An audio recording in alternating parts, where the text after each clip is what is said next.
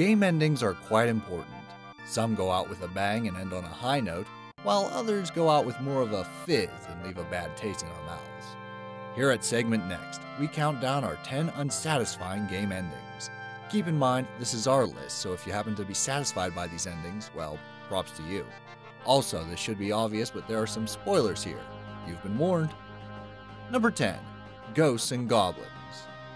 Arthur's Trek is a difficult one, and often results in one too many thrown controllers. But the biggest kick in the crotch is that once you take down Satan, the final boss of the game, you'll realize that in order to truly save the princess, you have to play through the entire game again. Now, if this was Super Mario Bros. Or Castlevania, it wouldn't be too bad, but this is frickin' Ghosts and Goblins. Who thought this was a good idea? Number 9. Mass Effect 3. Okay, by now this should be a running gag, but we're going to at least give it a mention here because it is worth discussing. The trilogy boasted that your options throughout will greatly pay off in the long run, and what did we get?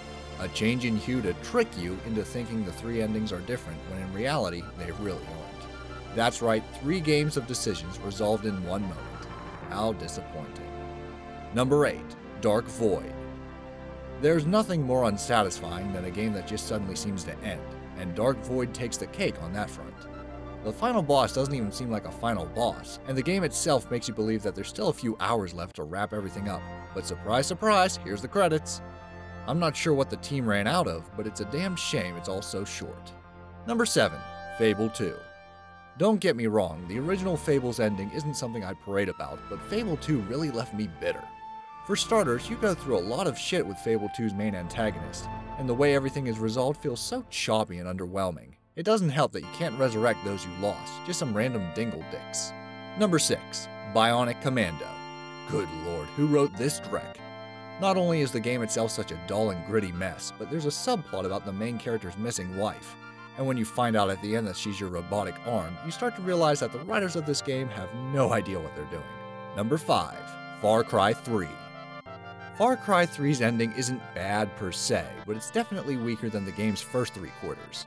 In fact, after Vaz's death, the game just takes a dip in quality for me.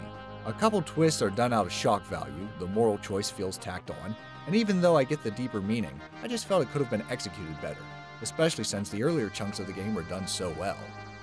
Number 4. Castlevania Lords of Shadow 2.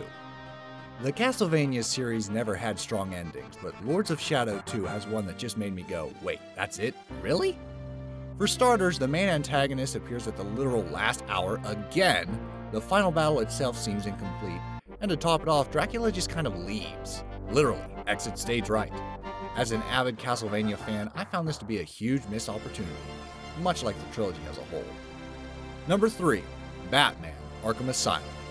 The Arkham games are some of the best licensed games of all time, but whoo boy, did they really have a stinker of an ending for their first title, Arkham Asylum. After all this excellent storytelling and character interaction, all being built up to a Joker Hulk still baffles me to this day. Also, the Bat Gel Punch was really stupid. Say what you will about the other 3 endings, but none of them were as underwhelming as this. Number 2. Borderlands.